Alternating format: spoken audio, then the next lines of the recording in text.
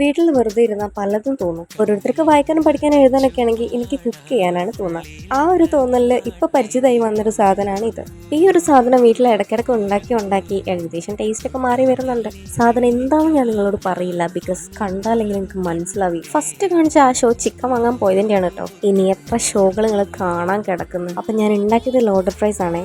ഞാൻ പറഞ്ഞ ഇതൊരു കൗതുകത്തിന്റെ പുറത്ത് തുടങ്ങിയ പണിയാണ്. ഫസ്റ്റ് ഞാൻ ഉണ്ടാക്കിയപ്പോൾ മയോനൈസും കെച്ചപ്പും കൂടെ മിക്സ് ചെയ്തപ്പോൾ അതൊരു വെള്ളം പോലെയായി. രണ്ടാമത്തെ തവണ ഞാൻ ഉണ്ടാക്കിയപ്പോൾ ചിക്കൻ കുറവേനി. മൂന്നാമത്തെ പ്രാവശ്യം ഞാൻ ഉണ്ടാക്കിയപ്പോൾ ഫ്രഞ്ച് ഫ്രൈസ് കുറച്ച് കരിഞ്ഞു. ഇതിപ്പോ നാലാമത്തെ പ്രാവശ്യമാണ്. പക്ഷെ നാലാമത്തെ പ്രാവശ്യം ഉണ്ടാക്കിയപ്പോൾ ഏകദേശം എല്ലാം വൃത്തിക്ക് നിൽക്കുന്നുണ്ട്. മണമുള്ളതൊന്നും ഗുണം ഉണ്ടാവില്ല എന്ന് കേട്ടിട്ടില്ലേ? പക്ഷെ ഭാഗ്യവശാൽ ഇത് ടേസ്റ്റ് ഉണ്ടേനി. സത്യം പറഞ്ഞാട്ടോ, 3 പ്രാവശ്യം തെറ്റിയപ്പോൾ 3 കുറച്ച് കൂടുതലായിട്ടാട്ടോ ഞാൻ എടുത്തത്. ഇതിൽ ചിക്കനും മയോനൈസിനും കെച്ചപ്പിനൊന്നും വലിയ ക്ഷാമം ഉണ്ടായിരുന്നില്ല.